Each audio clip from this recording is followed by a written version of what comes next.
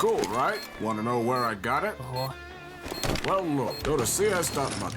It's a trade platform and a marketplace at the same time. Just choose, click, and get. Good luck, bro.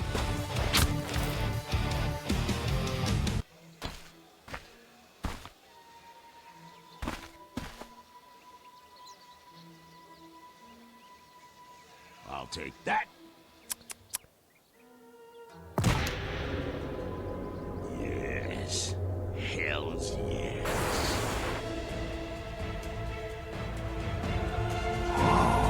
Armed and dangerous. Oh, hell yes. Hellcase.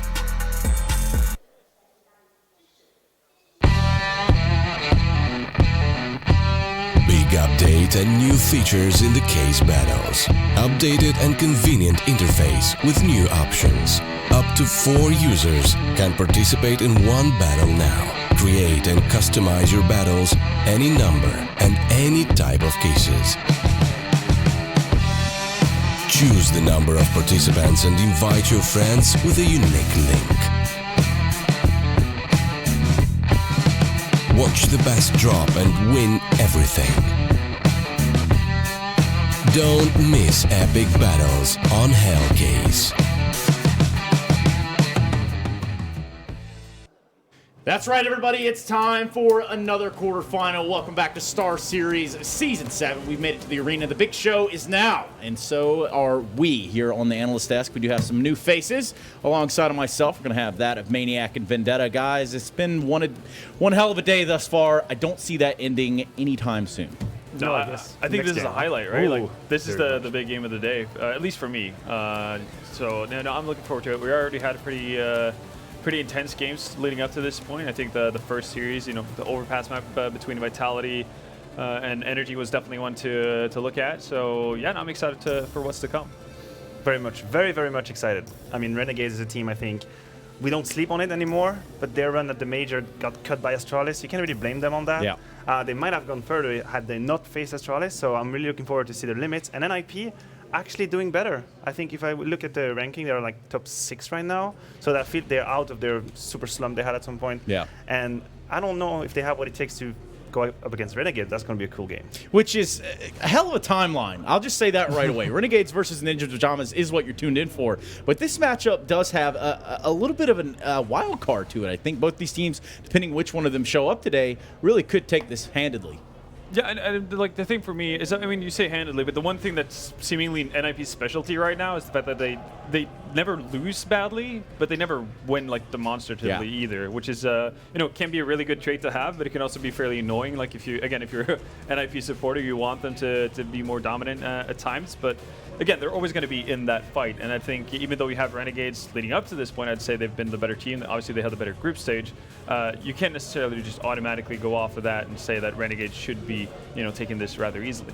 No, I mean, it depends on what context, what kind of historical context we're taking, right? If we think about the last month or 2 months, then surely Renegades is by far favorite, because they have impressed us a lot, myself included, what they have done lately. But in the grand scheme of things, you can really say, you know, Renegades definitely going to blast NiP out of this. Yeah.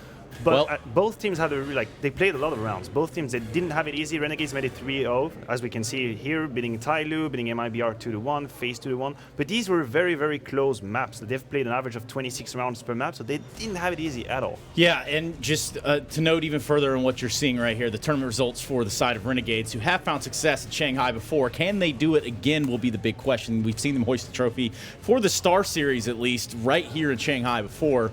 Is there something about magic with these guys here? That, I think, is the biggest question. I mean, they seem to be enjoying themselves. I mean, last time around when they won in Shanghai, that was kind of NAF's breakout party in many ways. That, again, kind of put Renegades on the map again after being, well, more or less just like I guess a token invite to the major and that type of thing. Like, yeah, they'd always qualify, but they never do anything with it, that kind of thing. So it was a really cool turning point for the Renegade squad, and I think nowadays they've kind of made that turning point earlier, obviously with the major performance and everything. But again, it's a nice opportunity for them to showcase that they're going to be like a contender. They're going to be a team that you can't necessarily just forget about or think it's going to be one of the easier playoff matches. Yeah. Can you add to that? No, definitely. I think the additions of Lias and Redisfaction have worked really well. Both have impressed me. And what's really interesting is that doesn't really show up in the statistics, right? They are not up there in terms of statistics, but in the game, they actually have a lot of impact. Redisfaction is really good with clutches. Lias has key rounds as well. And with Kassad, it seems to be working. So when you look at just the numbers of Renegades, it looks like a team that is actually working, literally working. Their game plan is working. Just a few numbers. They have, on the T side, for example, 0.5 flash assist. Means like half of the kill. It's like Astralis numbers. It's from a flash. That is insane. Like that is by far insane. And when you look at this magnificent graph that you can find on HLTV, only ENCE at this event has numbers close to that. So this is kind of a testament that Renegades, they really have a game that is actually working and everything is polished and the individuals are fired up. And JKS, I mean, we could talk about him for a very long time. JKS has been that game changer. I feel like there was a couple stat lines coming into this matchup alone. JKS is speaking volumes for himself, being a real savage, I guess you could kind of put it in that turn.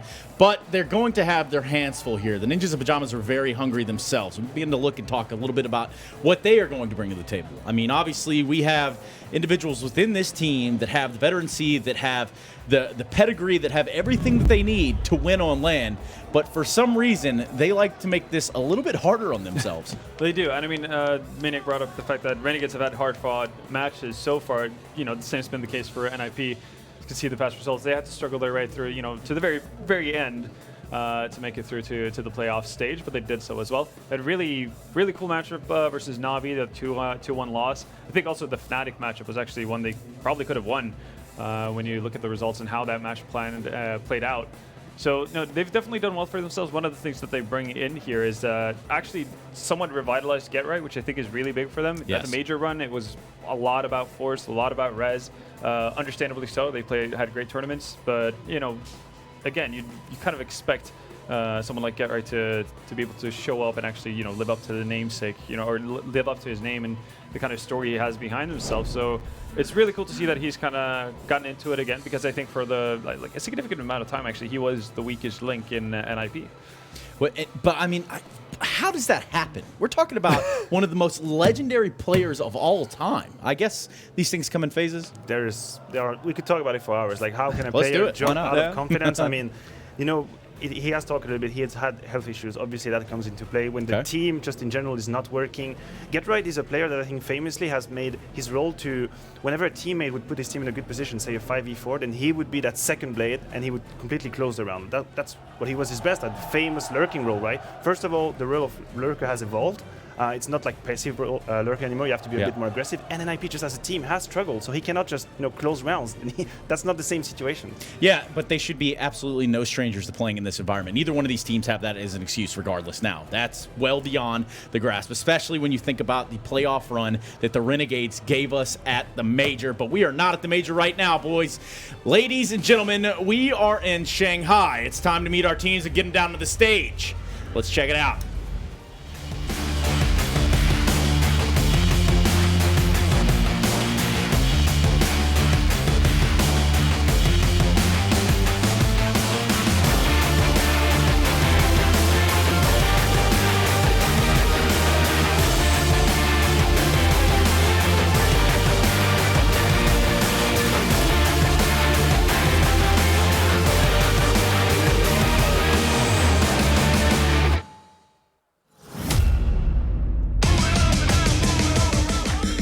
Please, welcome on stage, Ninjas in Pajamas.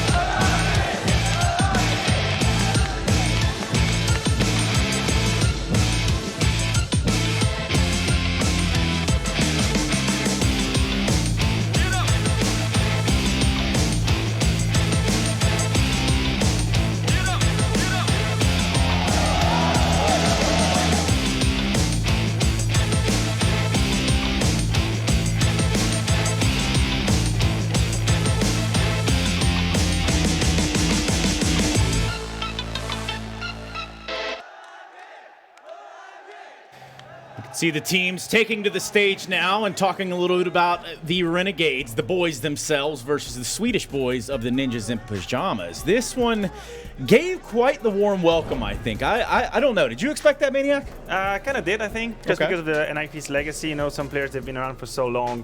Obviously, you gotta know Get Right. You gotta know Forest. Doesn't really matter for how long you've been following CS. I think they have completely like trans. I don't know what word I'm looking for. There are many generations, what I want to say. So they teach a lot of people, right? Made their mark on history, and it's pretty cool actually. I've seen it like throughout this tournament here because again, like there's people obviously you know, coming up to meet players that they rarely get to see in China. You know, there's not that many tournaments here, so you can see them actually recreating pictures from 10 years ago. You know, when Get Right and Forest was playing in Fnatic and SK and those back in the heyday, I guess, of 1.6, where fans from that point come back now, take the same picture, post it on their social media. It's really cool, and kind of is a testament to what kind of like lasting mark those kind of players leave on their fan base. And I think that's one of the reasons why I see NiP being given such a warm welcome here. And I think the word you were looking for is like maybe perhaps transpired. Perhaps they have been here. Not only have they left their mark on history, but literally when you look at all of the time elapsed that these guys have been playing at the very tip-top level of Counter-Strike, they're going to be up there with the front runners. They're, especially guys like Forest and Get Right. I mean, Forest to me is the most impressive. Sure, we've seen, and you said rightfully that Get Right is actually back to a decent form, which I think obviously is a factor to NiP's success. But Forest has been one of the best players for so long now on different versions of Counter-Strike. And even when NiP were going through a really, really dark patch, he's been the shining light. He's always been there, never really stopped fragging. And even at this event, he's their best rated player at the moment, like 110.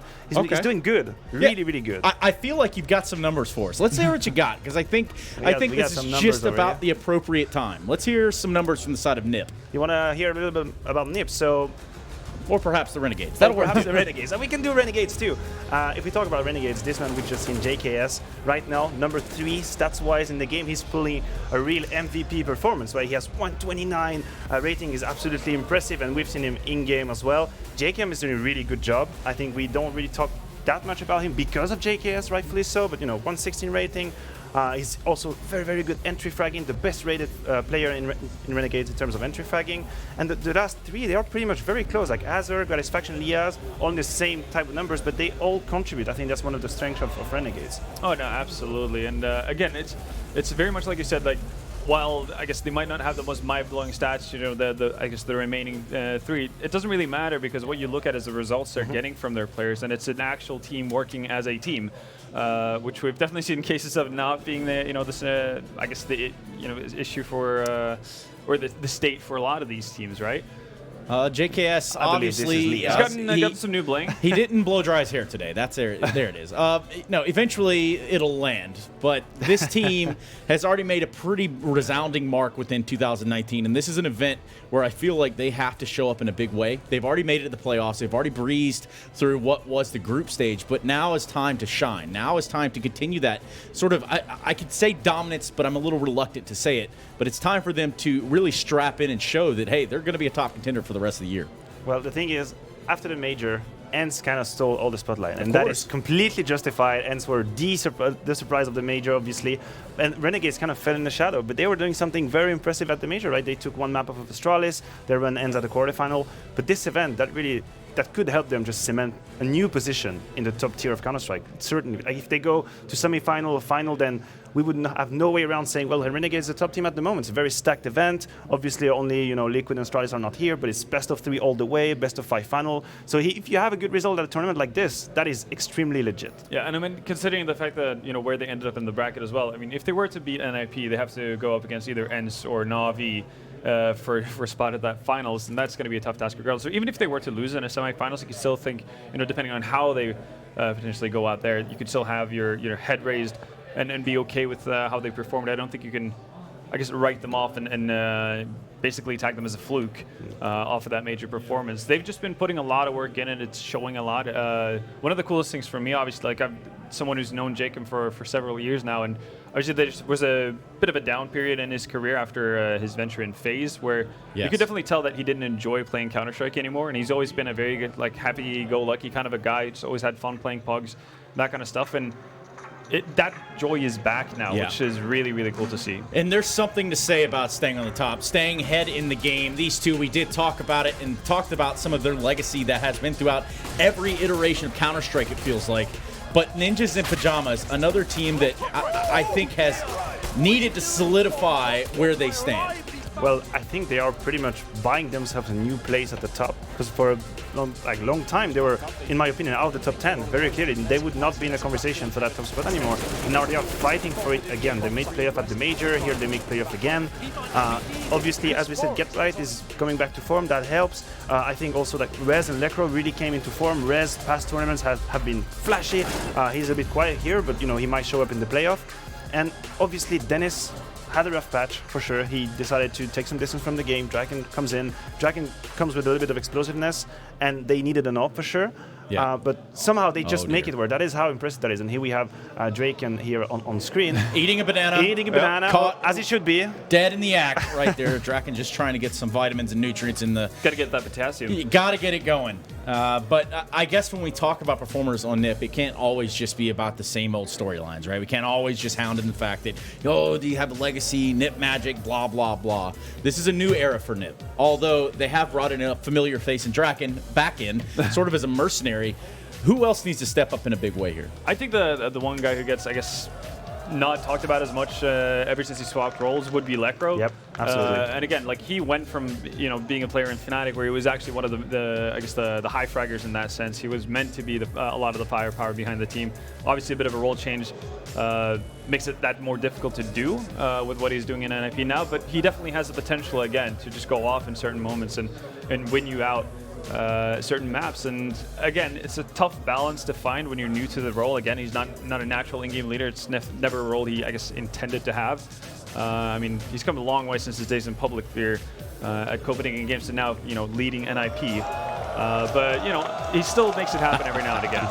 And I don't want to say pandering, but he's definitely got some fans out here in the audience, and he knows it too. He's going to play into it. Why not? That's a pretty sound tactic, I would think. It's part of the game. It's part of the game. If you can feed off the energy of the crowd, obviously soundproof, you can say whatever you want. I still think you feel it. It doesn't matter. You see the reaction, you feel the reaction. I've been there.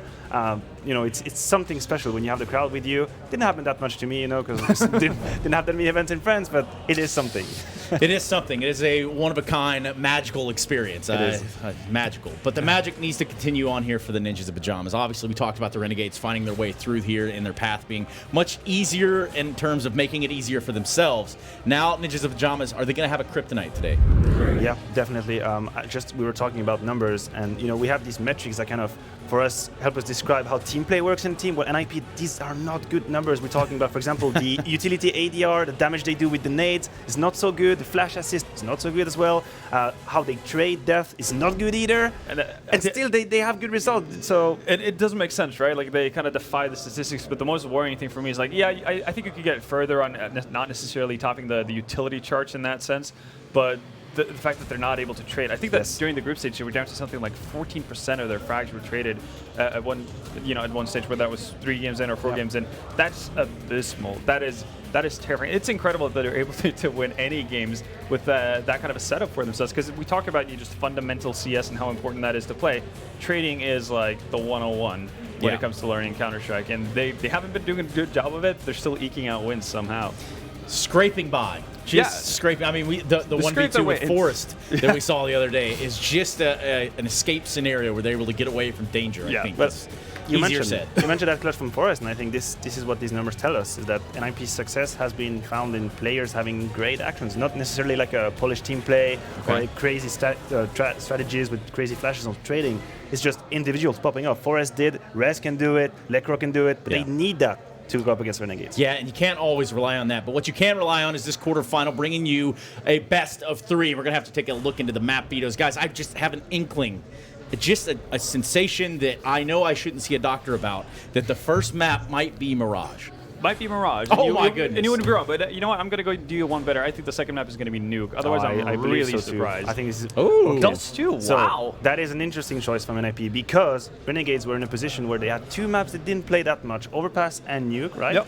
They decide to go for the Overpass ban. That has been their ban for the whole event. That makes sense. And the Nuke is open, and NiP don't take Nuke.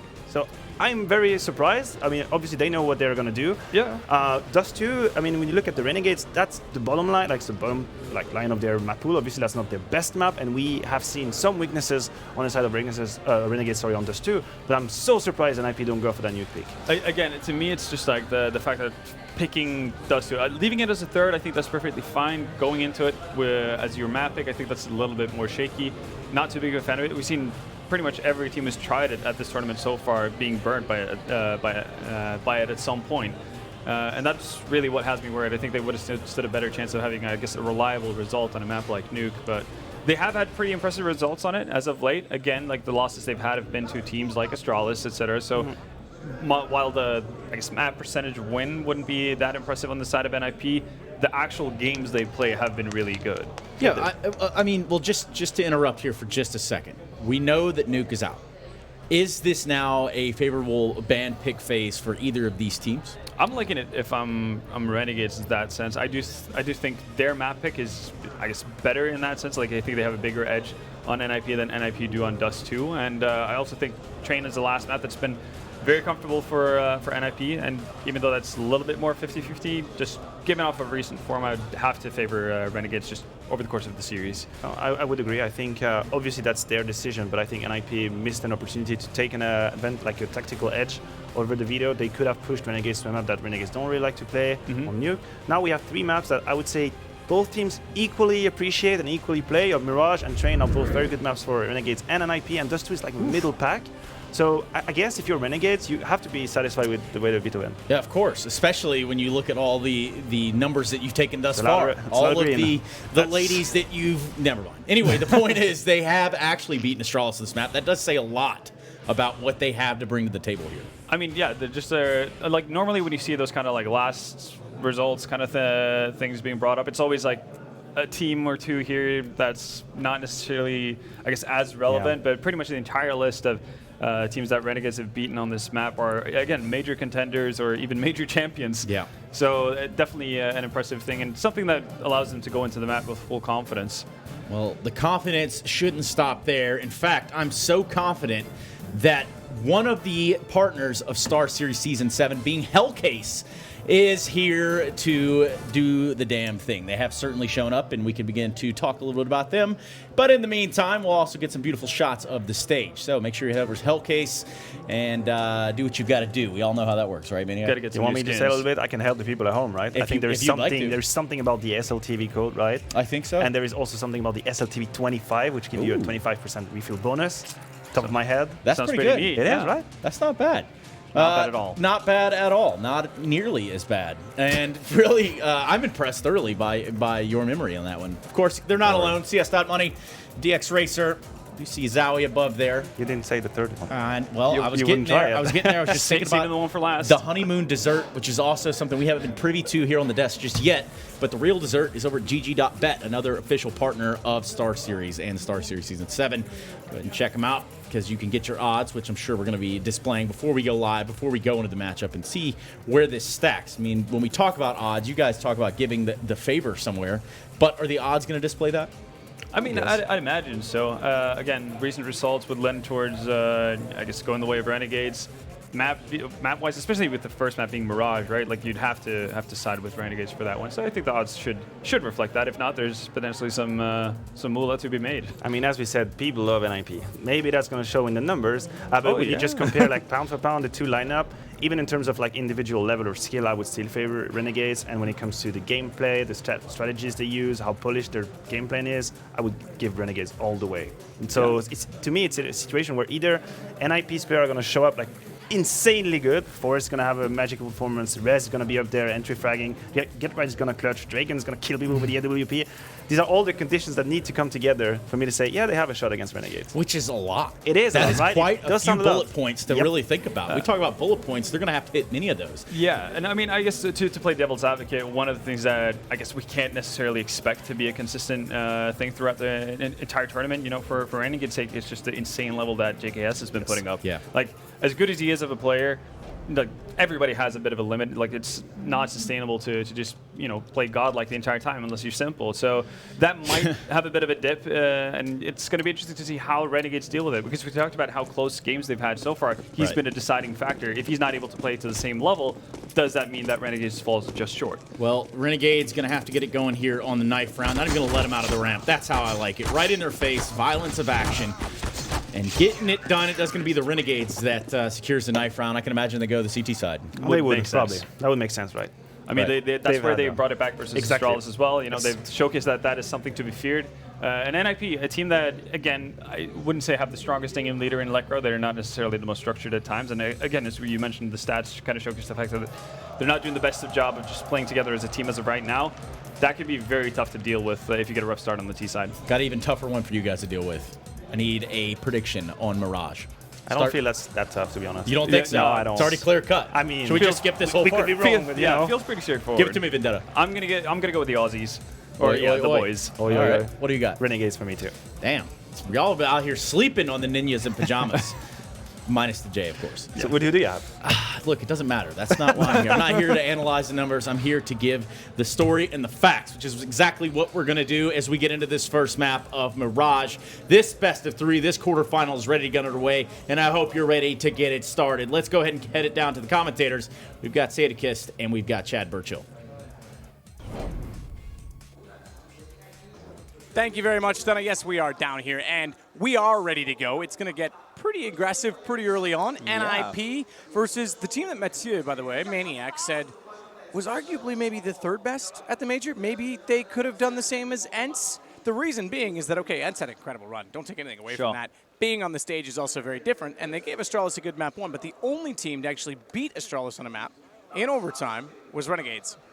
So by the ABCs of Counter-Strike, I could definitely make that argument, right? Their approach to the game, the way that they've actually applied themselves in the server, everything that they've been doing recently, they're playing a very well-rounded game of Counter-Strike. But one thing, in going up against matches like this, on stages, quarterfinals, anything along those lines, that's where they lack experience. And a team like Ninjas in Pajamas are definitely not going to be scared at all of Renegades, right? You've got Get Right and Forest, who used to beat down on us for year after year after year. So they look at these players as still the same people that it was back in 2014, 2015. For them, that hasn't changed in their mind. It doesn't matter how well they're performing right now.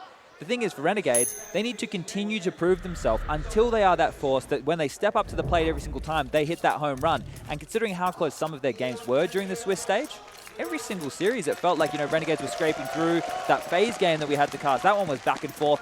But we're going to get stuck into Mirage here. This one is the pick of Renegades. Lots of utility on the side of both teams here is Jacob. We've seen this before. Don't slow down now. Swoon dinked up though. Gooch, I should say. Does he not have a helmet? Ooh. The far guy, the close range nearly did. Jacob isn't the only one to get dinked up. Satisfaction as well as he backs off. He doesn't have armor at all, so he's gonna have to be very careful on 26. He can be picked apart very cleanly, but as it steps up, he's got 2. Jacob comes back out to complement. And together, they find 3. They're not at a dangerous yet. Right. Forrest is the only one left in this. PT50 for him. We know he's decent on pistols. Not quite what he was in 1.6, but he's got the PT50 to work with rather than the Glock. So first, Lekro. That grenade. Beats the nade.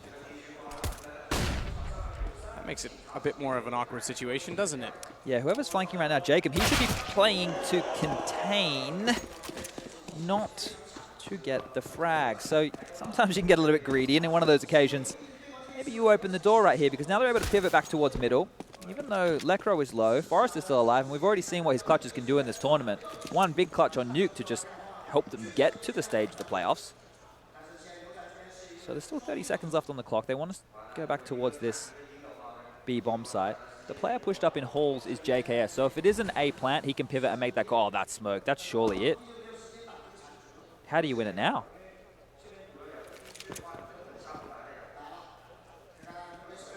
He's already back toward the bench. Gratisfaction, 26 HP Liz, only with 6. Important kills from Grat, the first one especially, because they were rotating off the site. They did still have support in the form of Aza toward the checker room. But with them so low, it could have fallen apart still. So this is where we're going to get an indication if NiP have a game plan that's going to, go down the stretch, so to speak, if they have something they actually want to apply to take advantage of Renegade's approach to the map, or if they want to force buy and not be stubborn, but show that they don't really respect these guys and they want to take the fight to them round after round. They're going to actually take the eco. There's 2 P250s that come out, one in the hands of Get Right, one for Lekro. No flashbangs in play, so they are just going to be hoping to swarm some kills here.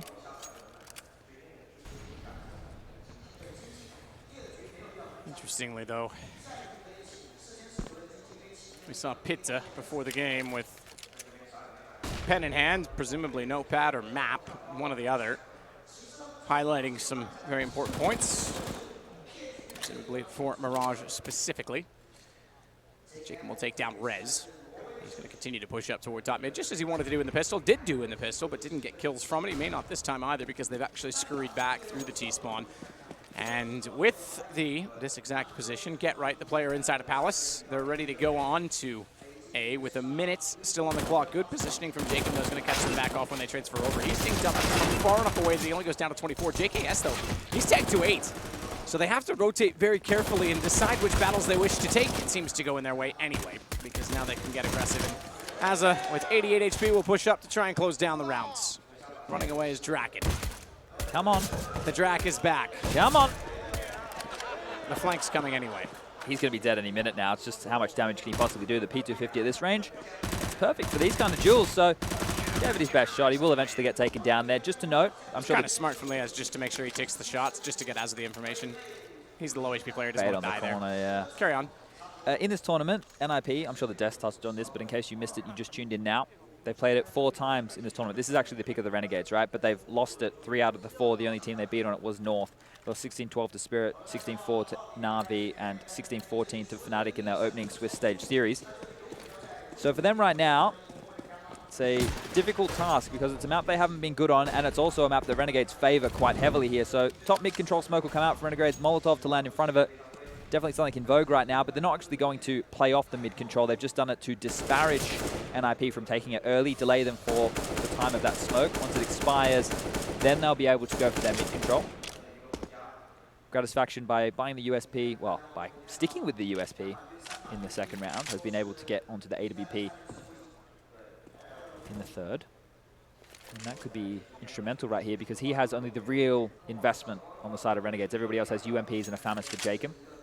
So the firepower is in the back corner of NiP. That's one thing they have going for them in this round. They have no presence over towards A right now. Quite heavy towards back of catwalk / mid.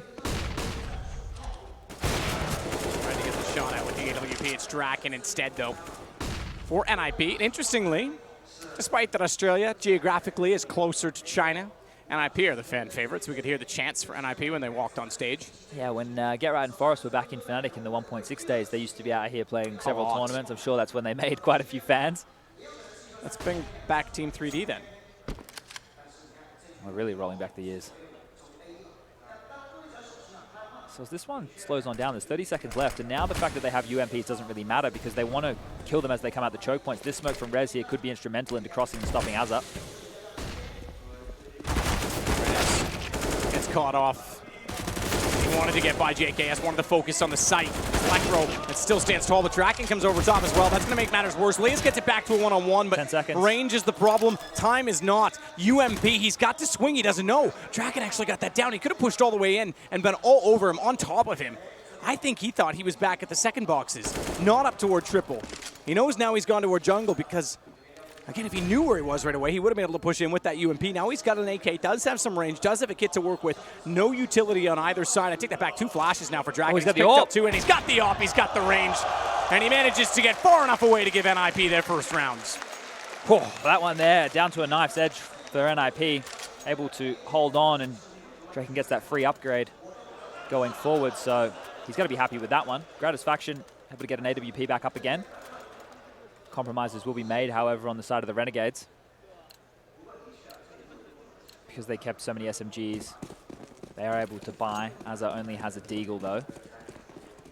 But it is going to be straight into this A execute from NiP. They will have one player coming late through middle, and that will be Lekro. So this time, the tables have turned, and the UMPs are on the Ninjas in Pajamas side because it was that 1v1 situation to end things off. The money is still very tight for both teams. Renegades won't have anybody in front of this smoke wall towards A. That could be very important as they don't have a defuse kit and very little utility to retake. Jacob. Do what he can, get inside of the smoke. Doesn't have a lot of vision, but he manages to get one back onto Forest. JKS had another in the meantime. Draken's pushed out from A main on Tetris. Tough position to be in with the AWP. He's going to try and transfer back to the cave. That'll give him control of Peak. Might also give him a chance to get away. That's something he might consider. There's a minute to play with, though. 1-on-2, and he's up for it. Not a lot of money left over for NiP, so they need this. Bomb down at default. Works his way in with both players holding connector, holding the long angles, and that is exactly why. Pixel, the difference there as he'll get finished on off. And now you can see what I was talking about. The closest in the round that Draken won. Sure, he was able to put it on the board, and every round's going to matter here, but the money for NiP is, as we would say, in the bin. So they're just going to get a couple of deagles up. Nothing too threatening. It doesn't have to be, though, because they can do the same thing, right? Because there's only 2 players alive there. Renegades lost in the previous. If NiP can just do some damage, continue to keep the bank honest of Renegades, this could be that economic struggle we talk about, right? With the new money system coming into play, NiP can lose a string of rounds, a slew, and then they can build up that loss bonus, and from there, they can then break the money late in the piece, but if Renegades can stay clean and find openings like that time and time again, things start to look a lot better for them. So NiP strung out. They want to go for kills individually across the board. Didn't feel like there was too much of a concerted team effort there. It's just, hey, let's use our aim and see what we can find. Maybe someone's head will get lazily in front of our crosshair and we can pop it away. Satisfaction with the AWP from window. At least they know where he is right now, and they're pivoting back over towards the A bomb site where JKS is up close and personal with this UMP.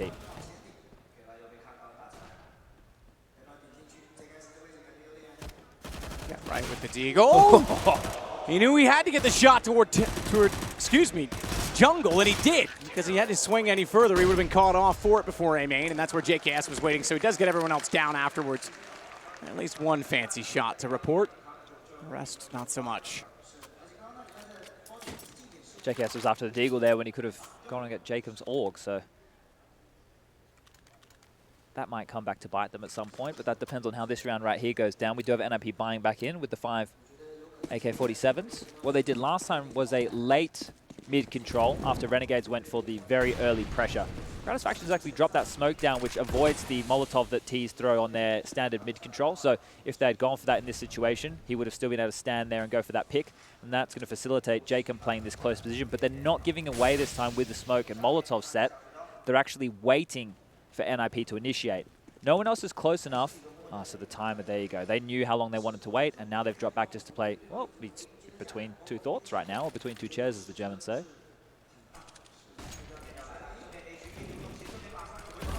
Oh, it's a fake. Yeah, it is. But it's early, because the bomb's not gathered up. So they're actually... Are they aware? I don't even think it's a fake. I think it's just strictly to try and pull something out from the defense. They just want to bait a reaction at this point in time. Definitely worked. I mean, you're right, because if they had the bomb, you can see Rez kind of just jumping in at this point, trying to plant, and they think it's a fix, so they're rotating back over. The bomb's just so far back at this point. 52 seconds is lots of time to go get it, and they'll do so now as Draken heads that direction, but a lot of utility used, and yes, okay, they got a reaction, but they didn't get a kill from it. They still have 2 smokes to work with. Gratisfaction's kind of stuck here. This is almost the round right here. If Lekro finds a kill on Grat or anyone in the A site, he forces another reaction, another rotation, then maybe they get into B. 2 smokes, where do you use them? 1 toward the arch? Probably not, because you already have catwalk, so you go window. Well, the timing on and this. Maybe save one. This could be huge if Lekro gets this. This changes. He still has it. He still has it. He still has a chance. Sees 2. Now they know there's information there, but they have to get by Van. And so far, they've got the bomb inside of the site, but they have to deal with Jacob. They have to get Jacob first. He can shut it all down. Lekro may find JKS, but Jacob's still waiting, still alive. Bomb gets planted and gets away. That's going to give them hit because Lekro comes back in. Jacob's got nowhere to go. They know he's inside of the smoke, but he somehow finds Lekro. He's got the AWP. That's what he elects to pick up with 2 rifles down beside him, and he knows that they're up close. He's got a for chance. Draken, and he's going to win it out. He is the Opera. Let's see if he takes it. This round he will. He'll carry it over. Big win from NiP, and a lot of that is due to Lekro. Whether you think Draken is a temporary stand-in or one who's going to last out the end of the year because he is contracted for at least that long, he has been the factor right now to get both rounds on the board for NiP, converting 2 1v1s. So big stuff from the returning AWP player. And Renegades now, look at their money. It's not great at all. Gratisfaction and JKS, they can buy into rifles, Azza as well, and they are going to go for this buy, so they don't want to give up this lead early to NiP. They want to continue to fight, so the UMPs and whatnot will come out again. It did what it needed to do, right? It made Renegades move a lot. They rotated quite heavily to help that A bomb site, and then when they realized it wasn't an attack, it wasn't that they were in limbo, because they still had plenty of time to turn around. Gratisfaction even found the opening kill of the round, but it had created big enough holes for NiP to sneak on in, and then late in the piece, when things get really jittery, where it comes down to hitting that shot or losing the round, they were able to do what they needed to do, and Lekro on that big flank was like the key at the end of things, right? So now we're going to see that mid control from Renegades come on out. They've smoked towards top mid. They want to fight it, pushing across towards the mid box. Ooh, he's dipping back. The Molotov burns down Drake, and the hero of last dead early, and the AWP will be picked up from Lekro. So they've managed to salvage that. But another opening kill for Renegades right here. We do talk about them having fantastic CT sides, and sometimes their T sides let them down. So you're looking to expect them to post 12. Counter peek from Azza was actually well timed, and it would have been a triple inside of the site because JKS doubles up, but it lets them, NiP get away with the bomb. They're going to leave that down as Lekro wants to pull back the shot, so he holding on to the sniper rifle at this point in time. JKS just obliterates him. He was scoped in, and he got underneath of it. Up close. I didn't even know where that came from for a second. Well, Rez on 4 HP. It's really hard to see him being able to do too much, but if he can go down in a fashion where Jacob and Liaz can't go and collect better rifles, that's not too bad of a situation to find yourself in if you're NiP. Gratisfaction still just checking out the stairs behind, but Rez is all we need to watch because the action is going to go his way, and a 1-on-4 no matter what. And it will by way of JKS.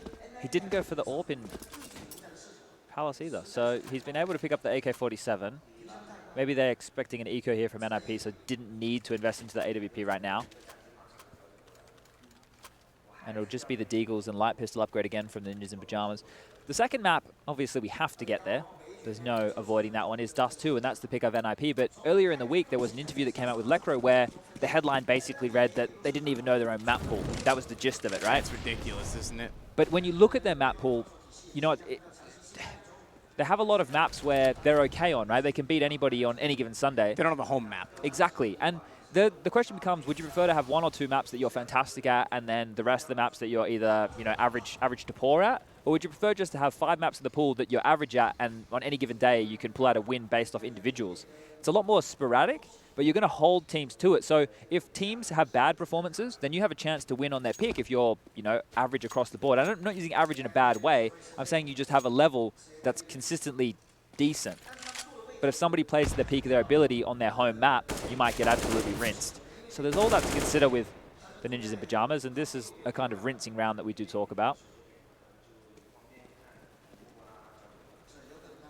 JKS just cleaning out angles. Get right tagged on 2. It's kind of nice watching it with the audience, casting off the It big is screen. the one thing we've got to be careful of. They're not getting the same feed as us at the exact same time. So because we have different observers, sometimes when we do this, you turn around, you just chill out, you got a relaxing stance.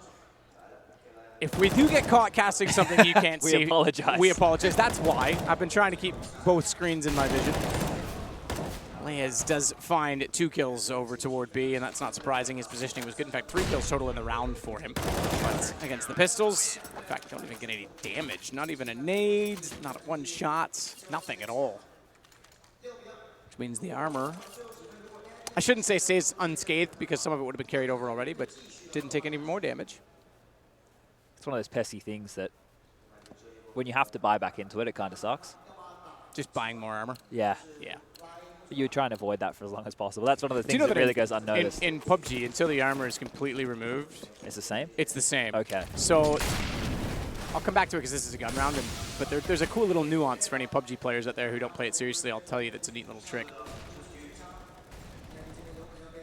Gratisfaction wants to hold off in the edge of the smoke. Not really a one-way. That is visible from the other direction. Might be a little bit difficult to see, but it's visible for sure. Yeah, so just that exchange of him dropping his own Molotov to extinguish the smoke to make sure it can't bloom and cover window also slows down NiP because they don't know how much of a gap and what line that he has available. So you can see now that they have to reinitiate. Draken.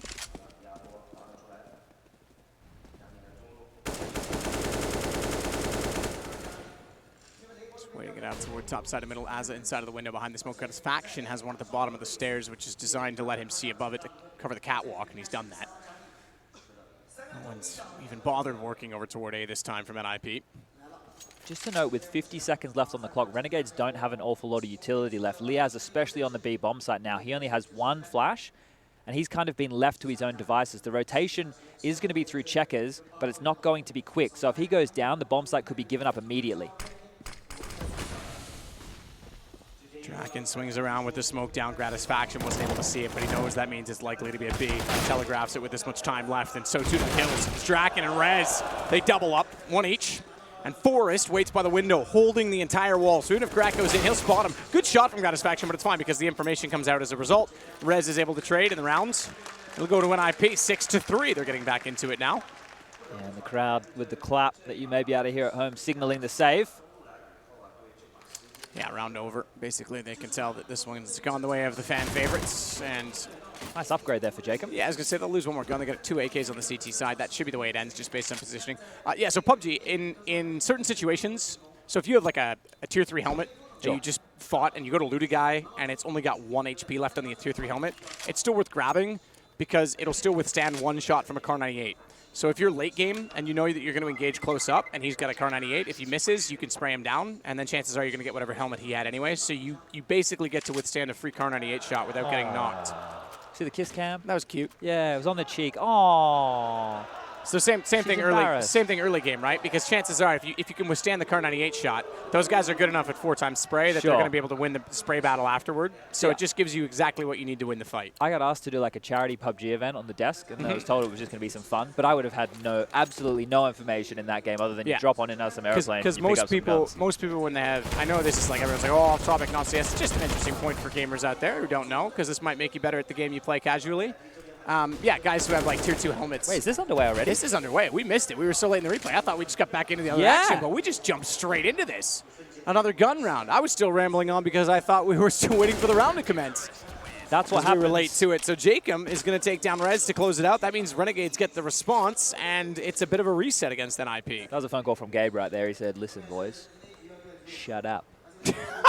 Get back to the Counter-Strike. So yeah, we don't make that bloody. We've heard you, Gabe. We're back. We apologize. All right, well, Renegades in a round that we got into halfway through here in the arena was already done and dusted, and that was by some assertive plays from Renegades. So they immediately bounced back after losing a round off a passive play. We'll catch you straight back up and straight back into things here as NiP with another light pistol upgrade. So we've seen this at least 3 times out of NiP so far, and they've gotten maybe 1, maybe 2 kills with these. So it doesn't really fill me with too many signs of hope on these low buy rounds as JKS opens up. Jacob to follow. Lekro will find one, and bit of a wall bang right there. Oh, it should have been. Jacob couldn't quite convert it. Not as fancy as Simple's triple spray. No, not many people are. No, and unfortunately Simple didn't make it through to this stage to see more of that because he was on fire this event. Wait, he's on tomorrow versus Ents. What am I saying? You're right. Yeah, today they're not playing. Tomorrow they're playing. That's right. We don't get them today, but we get them on the Saturday. That's right, yeah, we've gone to the old format where normally this was always like MIBR's problem. They always had the next day, that quarterfinal. Yeah. Now we get I thought we had a tactical last time because we were so long getting back into the action. It's because they were doing, people at home didn't see it because I turned around. They were doing a kiss cam in here, and that's what we were unfortunately watching, which was not the Counter-Strike. So sorry to everybody at home. We warned you. We already gave you the chance that may happen. But now we have the tactical timeout coming out from NiP, and they need to come up with a solution to what appears to be a very big problem. 3 orgs are out on the side of Renegades right now, an AK-47 for Jacob, AWP for Gratisfaction. NiP, they have an AWP for Draken. That's the way you meant to say it. And 4 AKs. So let's see if they're going to come up with a strategy here, or if they just want to keep going for this map territory, which we've seen them do. We've seen them throw... Okay, there's an opening. He got the better of Grat this time round. Yeah. Was that it? It could have been through the smoke. I think it was a run boost on top of the box and then a shot through the edge of the smoke. No, you can't do it any better than that, can you? You might get a replay of that one at the end of the round. But this is what they do when either they use their utility early to force them back off mid or get a pick in this regard. It opens a very good avenue for NiP to play. And what I mean by that is it allows the individuals to play off of their intuition. They're not necessarily running on in with a set strategy in mind, trading off one another. You can see this. Look, vent room control again. Lecro and Connector like we saw last time when they had some success. And now it's just up to the I guess, reading of the rotations. And then if it gets down to the crunch period, the last 30 seconds, at that point, they make a call and hope that it goes their way. But if they can catch Renegades sleeping, walking into one of these forward positions, they get another free pick, and from there they can make a better decision. But Renegades have actually gone for a B-sided lean. They have JKS covering the window from towards CT spawn. They've got Liaz and Azza in the B-bomb site just in case. And this forward position by Jacob, he can be swarmed from multiple angles at once, but we can see that it wants to be a B play here from NiP. Good read from Renegades. Or maybe a gamble. Liaz in position. He gets the second as he faded away. That's the scope power on the AUG. The gap to the window, but they've already crossed that. Lecro's actually gotten a kill to make this now NiP's advantage, and he's going to get one further. No reses. JKS turns around, knows Lecro's there. Awkward exchange between the two. They both looked away. JKS managed to come out on top in the end. That leaves him as the last alive against Draken, who's finally under the AWP in one of these situations, but throws it away thinking there's a rifle. He was on top of it, picked it up, and rightfully so, because he knows JKS also is wounded in this battle. Bomb ticking. Not likely JKS even goes for this. He might just try and slip away. He could stick around to hold the window so that he catches Draken and gets the gun down, but that's not going to happen. NiP find their fourth. Lecro's been pivotal in 2 of these big gun rounds that they've been able to win, coming through the same position. So Renegades might do something to either, like we saw in the previous, after they lost that round, go very aggressive to kind of either win or lose the round in the very infancy stages, or when they lose mid/connector control, have a way to retake middle. That would be a response to what NiP are doing, because Renegades, they made the right read there, but they still lost the round. So the next change is take the fight to them, and maybe with these lower weapons of the UMP coming out, they might do just that. There was an interesting thread on Reddit. I didn't actually get to dive into it. It was popping up after our last game. It was something to do with JKS and Renegades not winning games unless he has a high rating. So I'll see if I can find that. Well, you do that. We'll watch Jacob towards Sandwich. Trying to hold off toward Palace. That's where Forrest is waiting. Doesn't have to do much Forrest. All he needs is the angle toward jungle, but even that he doesn't want to try and peek out just yet. He crossed over, but Jacob was into the corner. He wanted the execution first. Good play from Jacob. Chance to get 2. Good reactions from Forrest, but bomb goes down in front of Tetris. They'll need some smokes to push back anyone at jungle. JKS forced into the corner. He's got room to work with in that, but he's stuck. He can't. He's got to move, and Lecro was there to hear the noise. So Lecro again cutting up the gut every single time. This time jungle on A side. Normally he'll push through the window. Good name, Gratisfaction. Takes a ton of damage from it. Forrest is just on fire. 1 HP. 3 kills before he goes down, and you're right, 1 HP for Gratisfaction. Bomb already planted. NiP looking for their 5th. Grat wants to try and get away. Yeah, so he is going to save this, and we can actually bring out this tweet. It said, for me, Renegades are still too dependent, I suppose that was meant to be, on JKS going berserk, despite having good players on almost every post.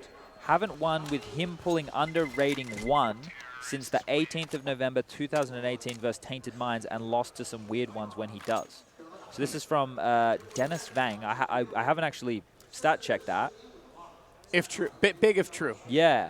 Well, we do know how good JKS has been, especially in this tournament, right? Yeah. But you see those mid-round situations right there that they just lost where it was a 3v3. Those are the type of rounds that we're used to seeing them convert, like pull out by being, quite stoic and rock-like in a lot of positions. Well, here, that hasn't been the case.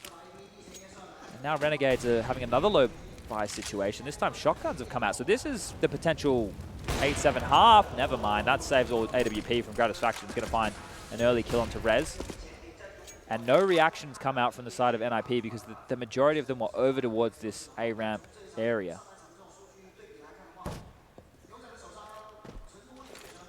Flash just to keep Catwalk at bay, give Lecro some breathing space. Didn't see the player in the window because he was blind, as it didn't peek far enough to spot him in return. So both will not know that the other is there at this point as Get Right goes back to grab the bomb. Challenged. Able to take Jacob down. Bit of information, but 1 kill back importantly. Renegades with him on a pistol and Liaz as well. They wanted to make sure that information was still on their side. They can't really afford to make another mistake though, or at least be that assertive again. They've got to sit back and take their advantage. Get Right though. He might be gifted another. They aren't stopping with this pressure. The two pistol players want to push forward and get them all the information so they can rotate accordingly. There's no need. There isn't. There's no The need. first one I can maybe excuse because you get that little bit of information if he gets a kill, great. If you go down, you still have the man advantage. But they didn't get enough information on that, and they leave bomb sites. They've now made it a 3-on-3, equally as little information, because that was towards spawn. They can still transfer either way, so it's not like they can stack a bomb site off of this. And their best guns over towards the B bomb site. Gratisfaction is forever away. Well, the AK coming out of Palace has not found anyone. That might give Grad a bit of time to push through the vents, and it's JKS that's underneath. That could stop it all. He doesn't even need to. First one comes to Gratisfaction. That makes it all too easy for JKS. Forrest tries to do what he can. 5 seconds. 5 seconds is the answer. It's done. Smoke's down. He won't even be able to see the other two players. They just need to survive. So too does he now because he wants money in the next round. And Renegades get their 9th. Yeah, I talk about this a lot on the analyst desk. It's pushing to contain, right? You have to know there's a certain threshold. Renegades get away with this one. He could have just stopped at the Sure, sofa and you at can that wait point. for the reaction. You'll still be on a relatively quick flank, unless you feel that the information is more vital. When there's 30 seconds left, it still gives them a chance to rotate around, right? So it gave Gratisfaction a chance to go over towards B and make sure it couldn't just be a quick push in there. But if he dies, well, then you have 2 UMPs trying to retake B. So if he just holds the angle and gets 1 kill, or any information is heard towards A, he should have enough time to rotate around. Regardless, they win the round. Let's not get stuck on that. Let's get stuck into this round number 15. 9-5 right now in favor of Renegades on their map choice. Winning the knife, they've been able to get on this CT side, but there's been a lot of these mixed buys throughout. It's like a B split. As here's them coming. White's he's out got of him the through. smoke. He has, but I think he was hoping he would be spotted, and he's right about that. Turns it around again, and he's got all but Forrest. He might find that too. His 3rd kill in the round makes it 10-5 as we reach the halftime. So as you say, NiP without a home map, and this one is looking comfortable, at least this far for Renegades. I won't say it's too comfortable, because 10's not a done deal. For sure. It ain't a crocodile done deal. Hey. To note, the second map, once we get back in the game, you'll be able to see under the radar here on the StarSeries HUD. Actually gives you the order of the maps that are going to be played in this one. The second map will be Dust 2. That is the choice of the Ninjas in Pajamas. Interesting choice, because Renegades were confident enough at the Major to pick it into MIBR because it was their best map during practice. Because they felt very strong on that, or at least one of their best maps, mind you. It didn't work out for them there. They played it against FaZe as well.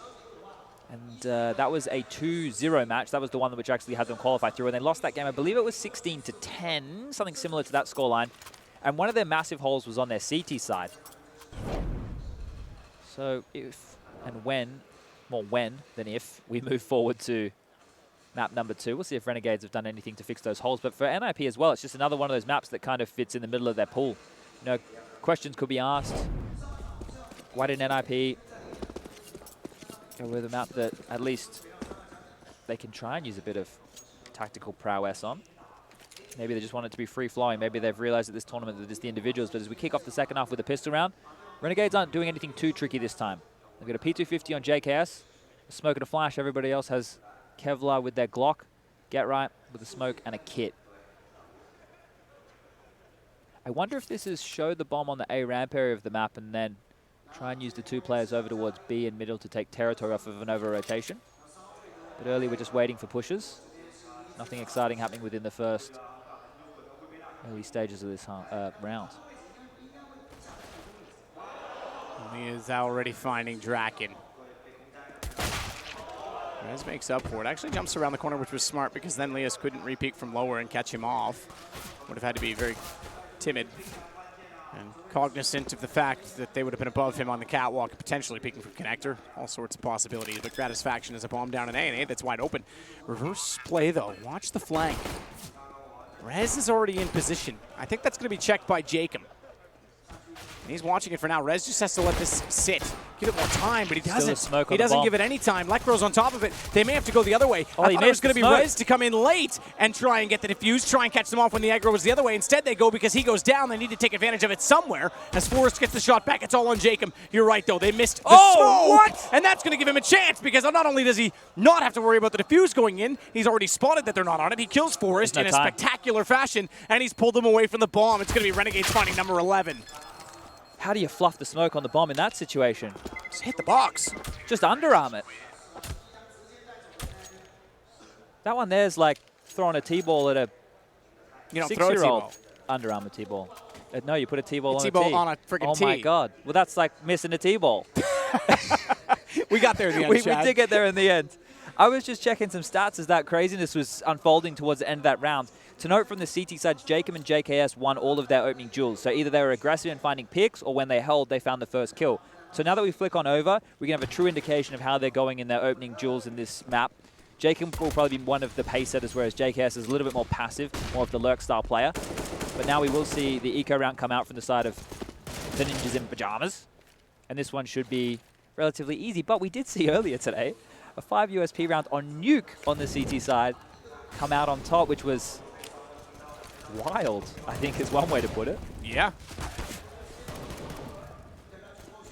Draken able to somehow survive past the Molotovs and still say so close that USP give him a back. rifle. Yeah, that was a certain kill. But Or a deagle, unfortunately- maybe. Yeah, that too. The headshot certainly looked lined up, but it was a dink from range and it couldn't convert. So Get Right closes out on Azza. That's the only kill so far for NiP. Bomb is already planted. 12 rounds looking secure. So it's going to be curious to see the Renegades approach here because they have a lot of different layers to their map pool. This is why, you know, people are saying at the moment that they have the ABCs of Counter-Strike down because they have different moves, they have good mid-rounds, a lot of different set strategies. They can change the pace and rely on individuals. So at the moment, they're looking like a full package, but it is this thing of just continuing to prove themselves, right? And I know that people might think that's unfair, but you can't just skyrocket up like this and assume that we're going to think you can hold on to it consistently. If you do it in practice, that's fine. Guess who doesn't get to watch practice? The rest of the goddamn world. Me. So we need to see it on a consistent basis, especially on stages, in high-pressure matches against quality opponents, at least quality caliber of individuals like the NiP squadron. This will be the first gun round of the second half. This could be the first nail in the coffin if Renegades are able to take this one away with relative ease. NiP have to win right now if they want to mount any comeback. Renegades are doing fast mid approach right now. Lots of flashes and nades. Ooh, they've triple naded the nukes towards the window. Not going to land any damage. And now after doing that and making their presence known, they're going to rotate very quickly over towards the A-bomb site. They still have a truckload of utility in their back pocket. So they should be able to do a set piece straight onto this A-bomb site. And Get Right is going to be playing in front of this smoke wall. So he can play spoiler. Nades are coming over now. The call will be made. Pressure is on. Get Right. Stepped out early from Shadow. He doesn't want a Molotov to come in underneath. Doesn't want to be forced from position. He wants to be able to take the fight early. Somehow he still stays, or stayed alive, but couldn't get much more done. Couldn't pull the aggro away from it. Rez instead through the smoke nearly has a lineup toward Palace. I thought for certain he would find Azza. Instead, it's going to go over to CT with 13 HP on Draken. Only a flash to work with for Renegades here. This gets hard. I was going to say a nade even would take down Draken for them, but Rez is low enough, so too is Draken. It is difficult because they can't smoke off the two areas of concern. What they can do, and you can see it on the left, is let Azza get in behind. That might be the round. It'll be difficult to recover this. Low enough on 3 that it's not completely impossible. JKS needs to search for kills here. He can't sit static. He actually needs to be the playmaker in this scenario. Not necessarily the most aggressive player. 20 seconds left. He needs to get going. Can't rely on Jacob to make it. And with Lekra making that kill, this one's done. Rez takes it to the final nail. So NiP get their first of the second half. That'll make us now 12-6. Consolation prize right there for Jacob towards the end. But this is where NiP get a chance to mount a bit of a comeback. Still had 3 players stay alive right there. Renegades will take the tactical timeout. That's why we have this extended out-of-game action. Be curious to know how they want to go forward here. That was the fast approach towards middle, but it was more of a fake. Trying to nade off the window position, see if NiP wanted to go for some mid-control, which they didn't. They actually stayed quite honest, quite far back. Should be getting this one back underway any moment. So I wonder what the call is going to be from Kassad. Maybe their original game plan was to go for that and they were going to adjust assuming they won or lost. You know, certain teams have pauses set in situations so they can talk through new options. Not necessarily taking them when they just feel like it's an emergency, but they will be buying on in here. 3 AKs, a Galil, and a P250 for JKS. A little bit of utility. The buy is definitely in the favor of the Ninjas in Pajamas here. 12-6 is the scoreline. Mid control again will be feigned, and Jacob's going very fast up catwalk here. That's a huge opening for him. It's going to be a B split. Isolated. Play. That is so fast. Minute 38. He got that kill around a minute 40 even. 15 seconds in, they're already all over the B site. Electro's in good position, though, and he's got 2. Importantly, the bomb, and Draken's gotten 1 with him, leaving us with only Azza. Minute 25, almost to the conclusion of this round. Low HP on Draken, he doesn't need to peek. Just needs to bait out Azza into an uncomfortable position, try and get his teammates the shots, one of which is already inside of the apartments, and he is juking. He's made it very awkward, and Draken actually gets the kill. How did he survive that? Bullet must have just gone through the wall there, so Azza's going to be relatively frustrated and unable to convert that one. But now after losing that, not being able to get the bomb down, means Renegades have to take a save. Good stuff from NiP here. The individuals stepping up with some multi-kills that were definitely needed. That was a fast pace.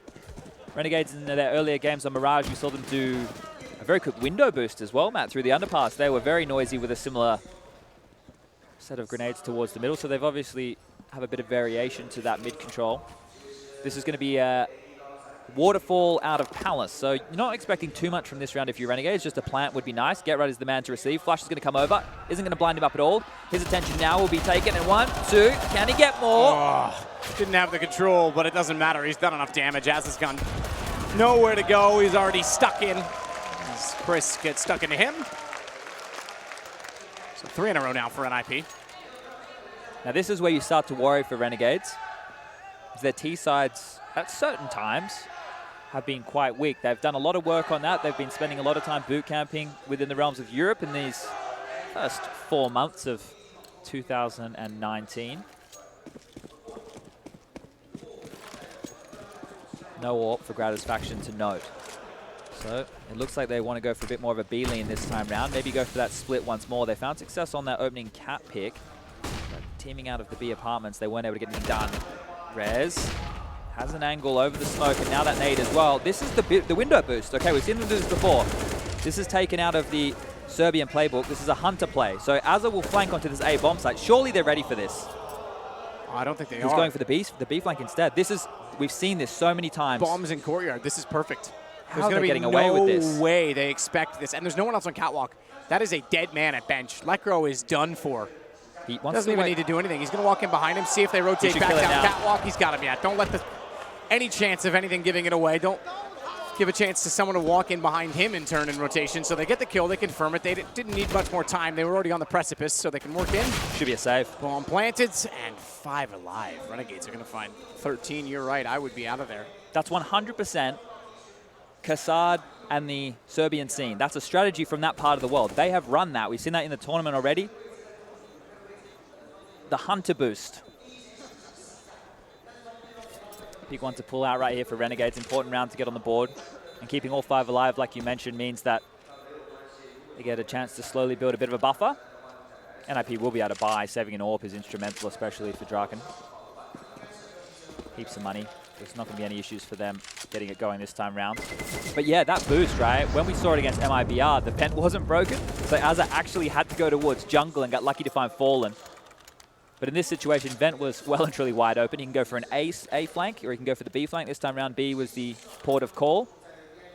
And just from that 1 kill alone, you can tell how quick a round gets cracked on open.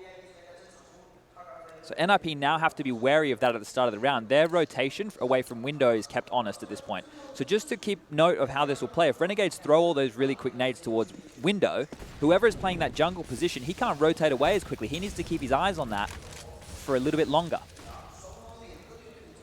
Everything has a flow-on effect in Counter-Strike.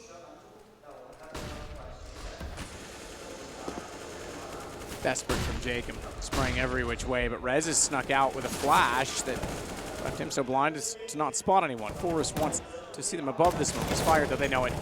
Yeah, that's not an A1S. The tracers were there. They nearly caught him. They knew he had to drop off as well and try and rotate back in. He might have been better suited just to not fire his gun. He still had a bit of time to work with on that.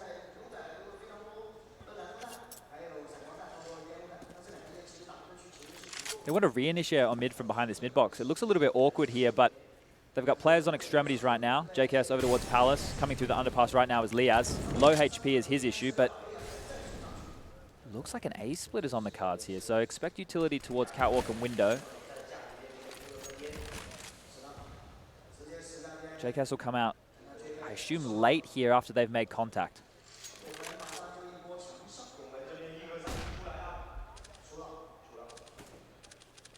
Tough position for the op being stuck behind Ticket, but the only angle available is the stairs. Draken found that, unfortunately got walled down by Jacob just after.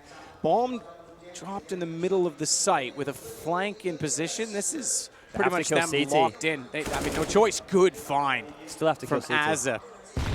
Get right down. Micro's got the shot. Bomb's dropped again. 14 seconds. They'll get closer. They'll rotate the third man, and he's already at jungle. And just staying alive towards CT is enough. It's going to buy this down to 8 seconds, and it's the shot from up close from Lekro. Great stuff from Lekro. Wins it instead. Yeah, really good stuff from Lekro there. Picking up the AWP in transition. Look, the way that Get Right stayed alive towards ramp, sure, he didn't actually find a lot of kills, but just his position once they've gone for that split, it makes it super awkward. If JKS was coming at ramps, it may be a different story. But because he was coming at Palace, it's really difficult. That crossfire between A-Ramp and Ticket are now completely in the favor of the CTs, and they can pivot and swing off each other whenever they want. So really good stuff from the Ninjas there. Now they're going to go for a bit of mid control. Nades exchange towards mid. That Molotov, double Molotov towards the top mid box. They really want to hold on to this territory.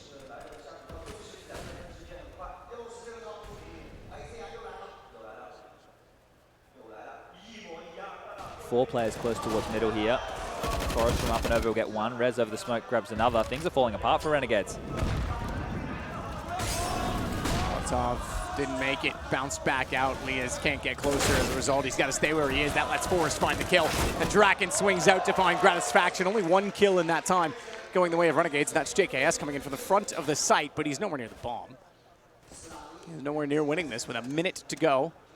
There are 2 players directly between him and the bomb, and then 1 sitting at the top of Horseshoe. Now there's 2 actually up there. Rez rotates that direction. And then just to be sure that he doesn't push through CT for whatever reason, Forrest, lowest HP, goes over to where the bench should be. Everything is covered. The flank through CT, the flank through the apartments. This is a really difficult one to get back in, so I'm going to start talking about the following. Even though JKS, there we go, he'll go down to Draken right there. But that's one way to deal with that mid-window boost, right, is by playing so many players in middle that they can't get a foothold.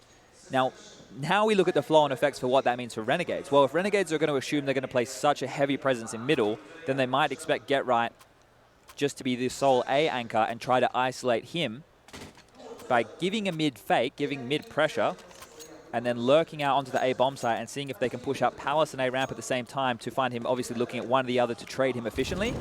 Right now, we will just see a pistol round from Renegades. They've upgraded in with a little bit. 2 players over towards A, 2 players over towards B, 1 top of middle. I think they want to isolate under window again. It's a position that they seem to be gravitating towards round after round. JK's close A ramp has to deal with the MP9 right here. Draken has 4,600 in the bank, mind you, so he also had that AK, which he dropped to Rez, so he must have been well and truly ready for this eco round.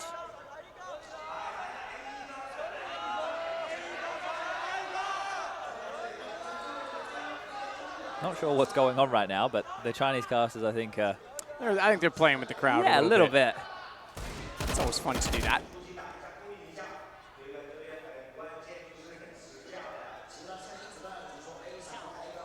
Lias will start his way out from underneath, from 12-6 to 13-5. And NiP certainly closing the gap. Dust 2 next, Train to follow. Rez makes no mistake finding Jacob.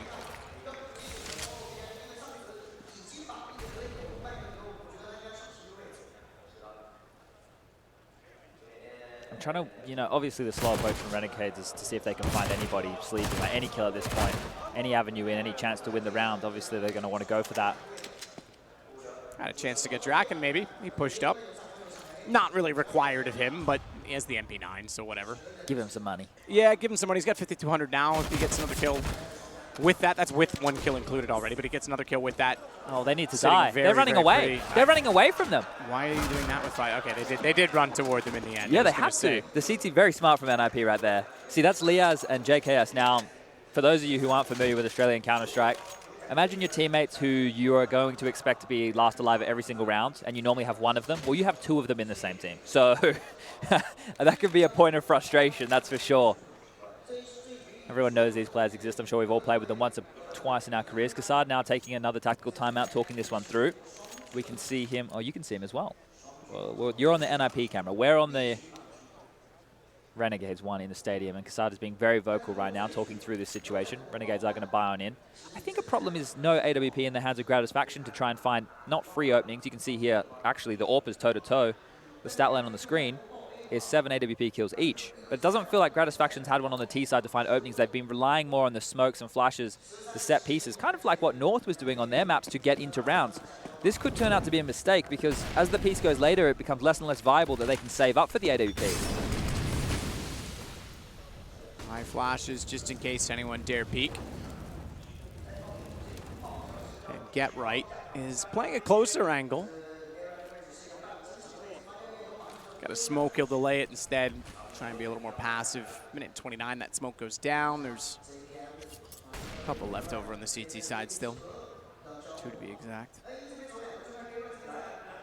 Jacob's holding that wall just in case he can get any information through the smoke. And Get Right needs to get close to it. Meanwhile, in middle, it's a battle. It's a brawl. It's going to be Rez out in front of the site that gets back from Sandwich. Manages to make amends with Get Right being lost, but Lays and Gratisfaction split up at this point in time, trying to work back in. If they could find Rez, could push through Connector quickly. They would only have to then worry about jungle. Good read from Rez. Oh, you can see him. He can indeed.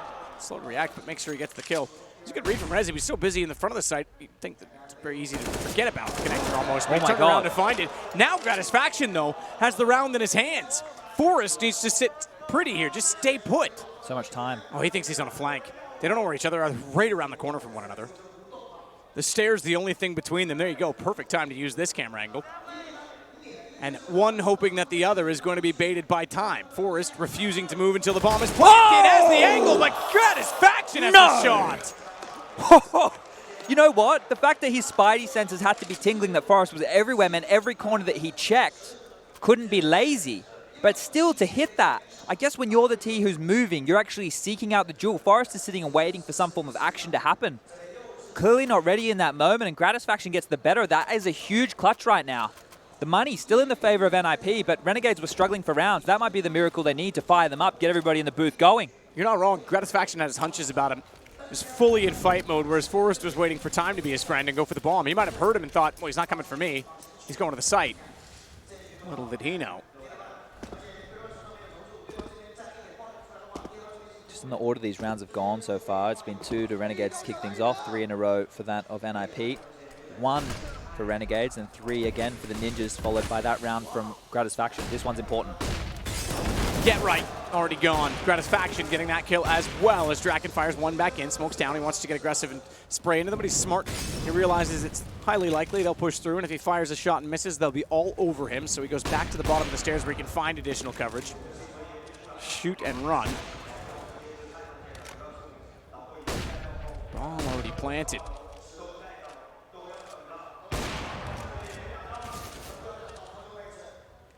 Was Grat dinked in that too? Was that an M4 AK? I think in transition he took some spam, that's for sure.